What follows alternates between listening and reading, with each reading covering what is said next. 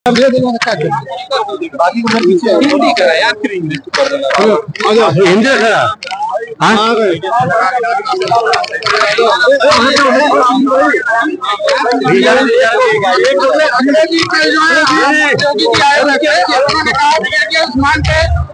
कह रहे हैं सब बातें झूठी हैं। देखिए मैं आईडी नीचे चलाना दिखा था। वीर अब्दुल हमीद, ब्रिगेडियर उस्मान, या तमाम यहाँ के बहुत से लोग ऐसे हैं और हर समाज के जिनका शहीदों में और बहुत सम्मान के साथ न केवल उत्तर प्रदेश बल्कि देश के लोग लेते हैं।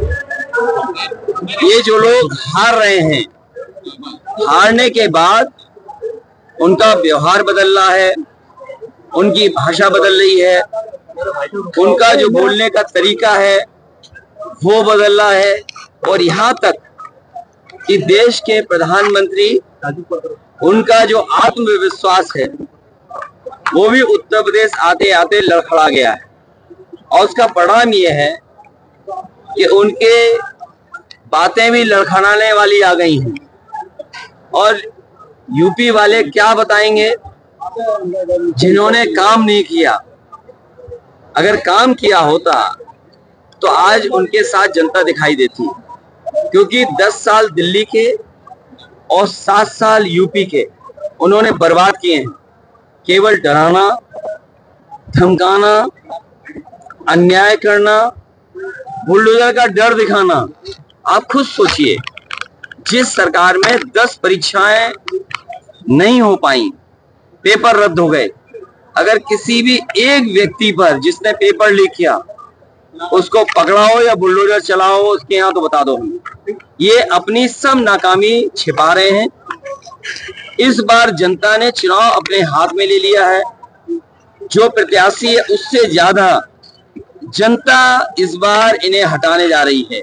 ये जनता का गुस्सा तो फेस नहीं कर सकती। लेकिन भैया फर्स्ट फेज के चुनाव के बाद जो आप लोगों का कॉन्फिडेंस बना है वो क्या लास्ट फेज तक बरकरार है? देखिए, पूर्वांचल ने जो संदेश दिया है 6वें चरण में, और मैं कह सकता हूं ये जो भाषा बदल रहे हैं, व्यवहार बदल रहे हैं, जनता वोट डाल करके इन्हें 7 समुद्र बाहर फेंक देगी 7वें चरण में।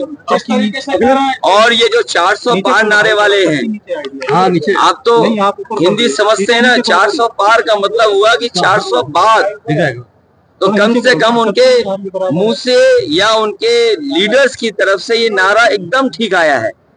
वो जानते हैं कि इस बार 140 से ज्यादा सीट नहीं जीत पा रहे हैं, इसीलिए उन्होंने कहा 400 पार। तो 543 में, 543 में अगर 405 है तो केवल 143 सीटें बनती हैं। लेकिन अगर आप लोगों का दावा सच होता है तो इसका मतलब यूपी का बड़ा योगदान होगा इंडिया अलायंस के लिए। देखिए, इंडिया अलायंस में उत्तर प्रदेश ने और उत्तर प्रदेश की जनता ने और खासकर हर वर्ग के लोगों ने कमाल कर दिया। इस बार पूरी ईमानदारी और सहयोग मिल रहा है इंडिया गठबंधन को, और उसका परिणाम ये है जो 80 का नारा दे रहे थे वो अब क्यूटो भी नहीं बचा पा रहे हैं। क्यूटो में पूरी फौज लगा दी उन्होंने, और क्यूटो में इतनी फौज लगाई है अपनी पार्टी की, क्योंकि उन्हें पता है कि उनके अपने ही उनके साथ नहीं दे रहे, उनके अपने ही पराये हो गए हैं। उनके पास आय दोगुनी का कोई फार्मूला हो तो बता दें।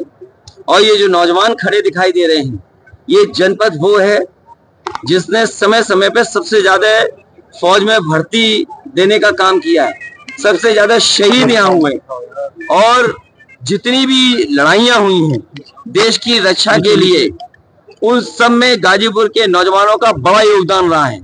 कारगिल जैसी चोटियों को वापस दिलाने में गाजीपुर की जनता की, यहाँ के लोगों के, यहाँ के परिवार के जो सदस्य रहे, जो जवान रहे, उनका बड़ा योगदान रहा।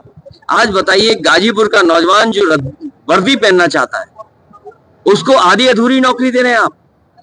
समाजवादी पार्टी इंडिया गठबंधन तय किया है कि फौज की पक्की नौकरी, और जिस तरीके से पहले भर्ती होती उससे ज्यादा भर्ती करा करके नौजवानों को सम्मान की नौकरी और वर्दी पहनाने का काम करेंगे। ये लोग जो बहुत बहादुर अपने आप को बनते हैं, जो अपने आप को बहुत बहादुर उनकी भाषा में, उनके शब्दों में न जाने पड़ोसी देश का कितना नाम लेते हैं। उनसे पूछिए कि रजांगला, जिस लड़ाई के लिए एक एक जवान ने अपनी जान दे दी, और दुनिया के बड़े जो फौज के अधिकारी हैं वो कहते हैं कि रजांगला जैसी लड़ाई चीन से ऐसी कभी नहीं हुई होगी, जहां पर आखिरी बुलेट और आखिरी बॉडी तक जवान लड़ा, आखिरी शरीर जब तक था और जब तक गोली थी तब तक सीमा की रक्षा के लिए, भारत माँ की जमीन की रक्षा करने के लिए वहां पे जवान लड़ा। आज वो छीनी जा चुकी है। ये जो बहादुर बन रहे हैं उससे पूछिए कि रजांगला मेमोरियल क्या तोड़ दिया गया कि नहीं तोड़ दिया गया। इनको जाकर के कम से कम रजांगला की लड़ाई में जिन जवानों ने अपनी जान निछावर की, उन शहीदों को कम से कम सम्मान देकर के तो आए।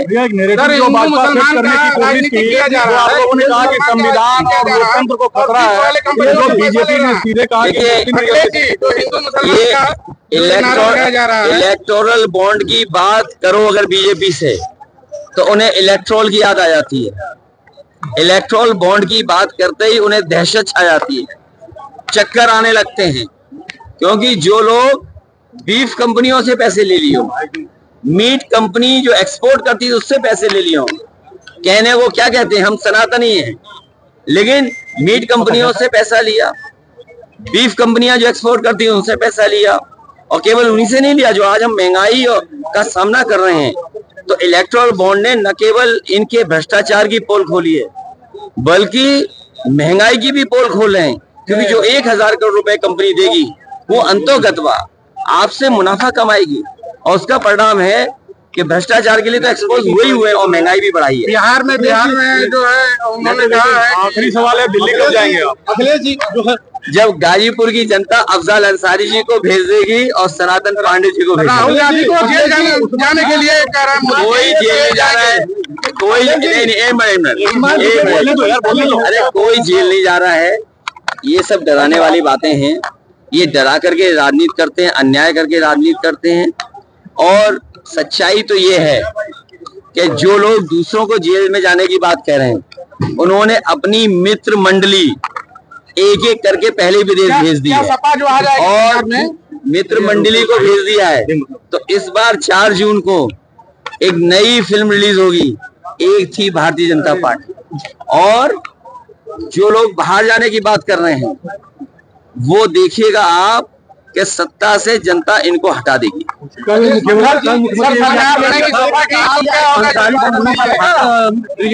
कोई संबंध नहीं है। देखिए, भारतीय जनता पार्टी कोई झूठ बोल सकती है। भारतीय जनता पार्टी में अगर आपने भरोसा किया, आपका भी भविष्य अंधकार में चलाएगा। इस बार देखिए, मीडिया के हमारे साथियों, 4 तारीख को मित्र मंडली बदलेगी।